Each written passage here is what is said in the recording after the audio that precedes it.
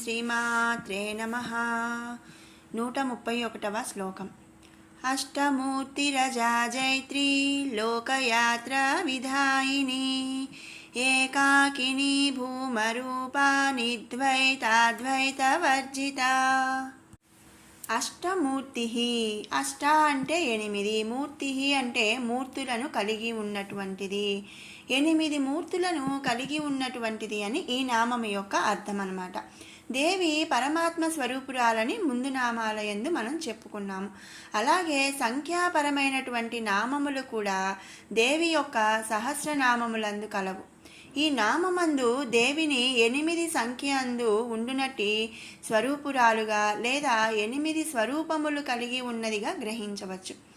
ఆత్మలను గుణముల అనుగుణముగా జీవాత్మ, అంతరాత్మ, పరమాత్మ, జ్ఞానాత్మ, నిర్మలాత్మ, భూతాత్మ, శుద్ధాత్మ ఇంకా మహాత్మగా కలవు. ఈ 8 ఆత్మల యొక్క స్వరూపురాలుగా దేవి వర్ధిల్లుతున్నది అని ఈ నామం యొక్క అర్థం. అలాగే మూల ప్రకృతి అయినటువంటి దేవి మనస్సు, బుద్ధి, అహం, భూమి, ఆకాశం, గాలి, నీరు, అగ్ని ఈ 8 రకములైన ప్రకృతులుగా కూడా వర్ధిల్లుతున్నదని మనం ఇక్కడ అర్థం చేసుకోవాలి. లేదా ఈ జగత్తునందు 8 స్వరూపములుగా ఏవైతే వెలుగొందుచున్నాయో వాటన్నిటి యొక్క స్వరూపముగా దేవి కలిగి ఉన్నది అని కూడా మనం ఇక్కడ అర్థం చేసుకోవచ్చు. కాబట్టి ఈ 8 మూర్తులు అంటే 8 మూర్తులను కలిగి ఉన్నటువంటిది అని అర్థం చేసుకొని ఆ తల్లిని మనం అష్టమూర్తి అని స్తుతించుకుంటున్నాము. తర్వాత నామం అజా జైత్రి. జైత్రి అంటే జయించినట్టిది, అజా మాయను జయించినట్టిది అని ఈ నామం యొక్క అర్థం. ఇక్కడ గుణములకు అజా అను పేరు ఉన్నది. అటువంటి గుణముల రహితురాలు లేదా అటువంటి గుణములను నాశనం చేసినట్టిది. కాబట్టి ఆ దేవిని ఈ నామందు మనం అజా జైత్రి అని చెప్పుకుంటున్నాము. మాయ అనే అజ్ఞానము ఇది గుణములను అంటిపెట్టుకొని ఉండును. మాయయే అజ్ఞానము. ఇది ఏంటంటే ఈ అజ్ఞానం గుణాలను అంటిపెట్టుకొని ఉంటుంది. అలాంటి అజ్ఞానమును మాయను జయించినట్టుది కాబట్టి ఆ తల్లిని మనం అజాజైత్రి అని స్తుతించుకుంటున్నాం. తర్వాత నామం లోకయాత్ర విధాయిని. లోకయాత్ర లోకములను, విధాయిని రక్షించినటువంటిది, 14 లోకములను కూడా రక్షించునది లేదా 14 లోకములందు ప్రళయమును కలిగించునది. అతల లోకముతో మొదలు 14 లోకములు ఈ బ్రహ్మాండంలో ఉన్నాయి. అటువంటి 14 లోకములను కూడా రక్షించినటువంటిది. అలాగే ప్రళయకాల సమయమందు ఆ 14 లోకములను కూడా నాశనము చేయు కార్యమును నిర్వర్తించినటువంటిది శక్తి. ఆ శక్తే ఈ దేవి జగన్మాత. అలాంటి శక్తి ఈ దేవే కాబట్టి ఈ నామందు మనం లోకయాత్ర విధాయిని అని చెప్పుకుంటున్నాం. అలా 14 లోకాలను కూడా రక్షించేది, అలాగే ప్రళయకాలమందు నాశనము చేసేది కూడా ఆ జగన్మాతే కాబట్టి లోకయాత్ర విధాయిని అని మనం స్తుతించుకుంటున్నాము. తర్వాత నామం ఏకాకిని. ఏక అంటే 1. ఈ సకల చరాచర జగత్తునందు బ్రహ్మాది దేవతలు మొదలగు ఇతర శక్తులేవి కూడా దేవి యొక్క శక్తికి సమానులు కారు. కాబట్టి అంటే మనం చెప్తుంటాం కదా, ఏకాకి అంటే ఒక్కళ్ళే అని. ఆ తల్లికి సరిసమానమైన శక్తి సమానులు ఇంకెవ్వరూ కూడా లేరు. కాబట్టి మనం ఈ నామంలో ఆ తల్లిని ఏకాకిని అని స్తుతించుకుంటున్నాము. సృష్టి, స్థితి, లయ కార్యములను దేవియే నిర్వర్తించుచున్నది. సకల ప్రాణకోటి అందుకల ఆత్మశక్తి స్వరూపము దేవి ఒక్కటే. పరమాత్మ స్వరూపురాలు దేవియే. సృష్టి మొదలక ముందు కూడా, సృష్టి అంతం తర్వాత కూడా మిగిలి ఉండినటువంటి శక్తి స్వరూపిణి దేవి ఒక్కటే. కాబట్టి మనం ఈ నామందు ఆ లలితామ్మను ఏకాకి అని స్తుతించుకుంటున్నాం. తర్వాత నామం భూమరూప. భూమ అంటే పరబ్రహ్మ. రూప అంటే స్వరూపురాలు, పరబ్రహ్మ స్వరూపురాలైనటువంటి అయినప్పటికీ కూడా బహురూపములను కలిగి ఉన్నటువంటిది అని ఈ నామం యొక్క అర్థం.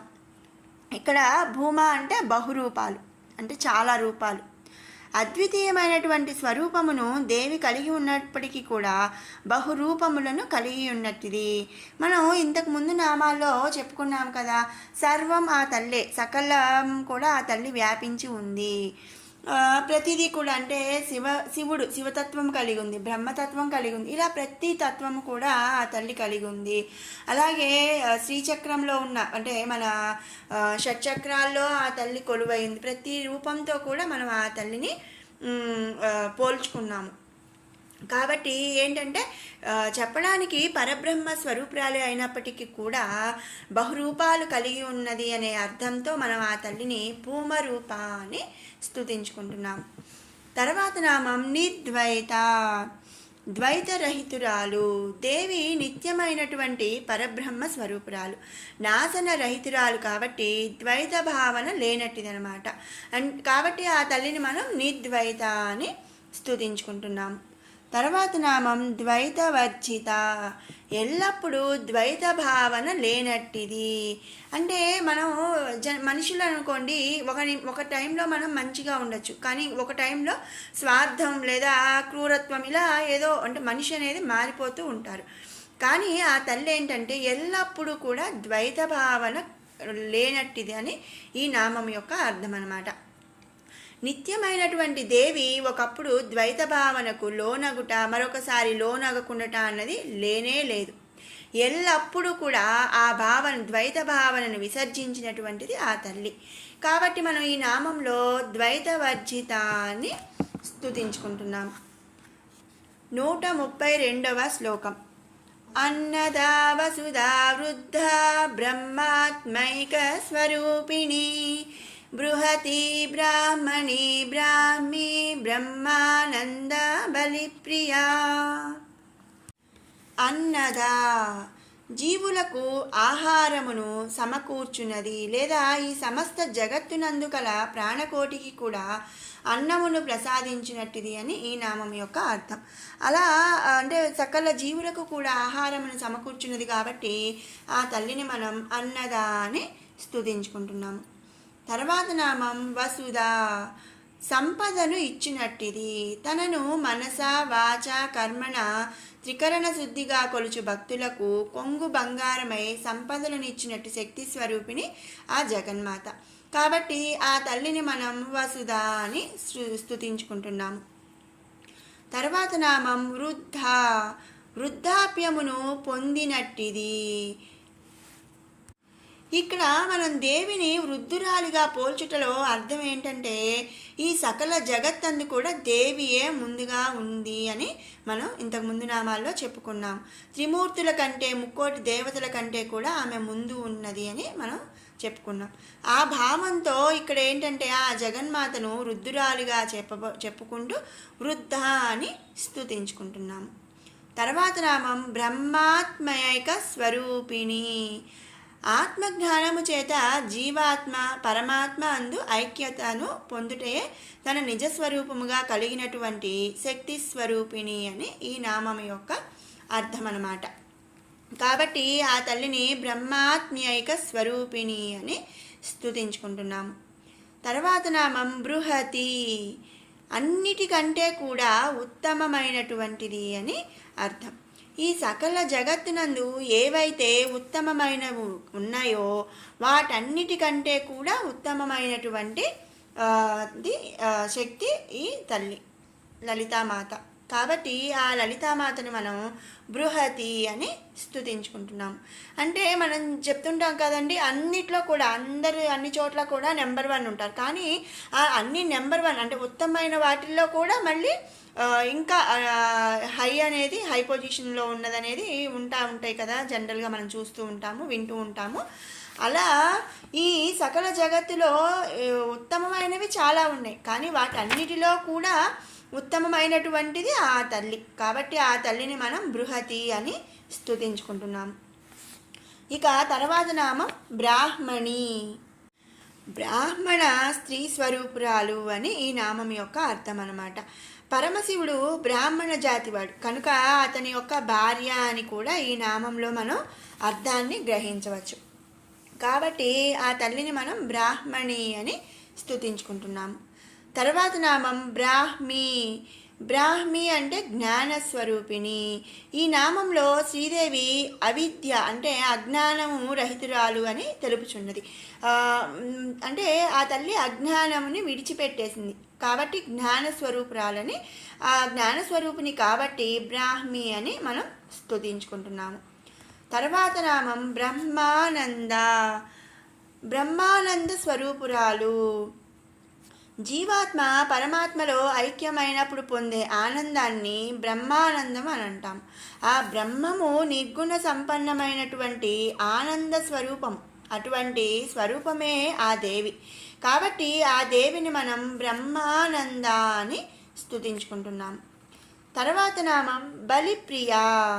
ప్రియా అంటే ఇష్టము కలిగింది, బలి అంటే బలవంతులు. బలవంతులు ఇష్టముగా కలిగినది అని ఈ నామము యొక్క అర్థం అన్నమాట. ఆ అవిద్య అంటే మాయను జయించినట్టి వారిని బలవంతులు అంటారు. అజ్ఞానమును జయించిన వారి యందు ఇష్టము కలది అని ఈ నామములో మనం చెప్పుకోవచ్చు అన్నమాట. అజ్ఞానమును జయించిన వారి యందు ఇష్టము కలిగింది. అజ్ఞానము జయించిన వాళ్ళు ఎవరండి? బలవంతులు. కాబట్టి బలవంతులు ఇష్టముగా కలది కాబట్టి ఆ తల్లిని మనం బలిప్రియ అని స్తుతించుకుంటున్నాము. విన్నారు కదండి 131, 132 శ్లోకాల వివరణ. ఇప్పుడు 129 నుంచి 132 వరకు గల శ్లోకాలు 2 సార్లు పారాయణ చేసుకుందాం.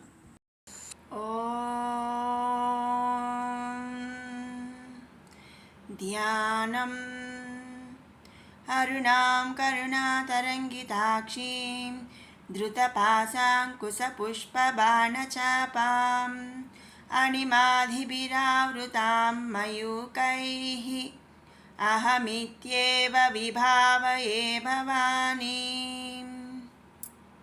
ధ్యాయేత్ పద్మాసనస్థాం వికసితవదనాం పద్మపత్రాయతాక్షీం హేమాభాం పీతవస్త్రాం కరకలితలసద్ధేమ పద్మాం వరాంగీం సర్వాలంకారయుక్తాం సకలమభయదాం భక్తనమ్రాం భవానీం శ్రీవిద్యాం శాంతమూర్తిం సకలసురనుతాం సర్వసంపత్ప్రదాత్రీం సకుంకుమవిలేపనామళికచుంబికస్తూరికాం సమందహసితేక్షణాం ససరచాపపాశాంకుశాం అశేషజనమోహినీ మరుణమాల్యభూషోజ్వలాం జపాకుసుమబాసురాం జపవిధౌ స్మరేదంబికాం.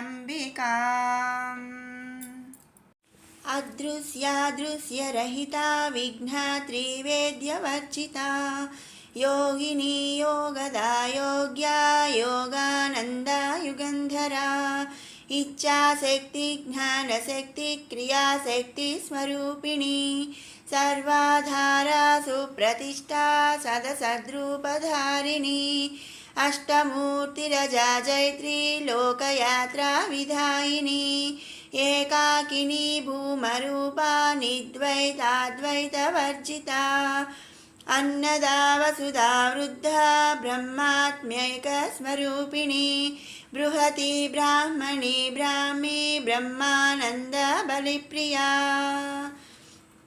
మరొక మారు పారాయణ చేసుకుందాము.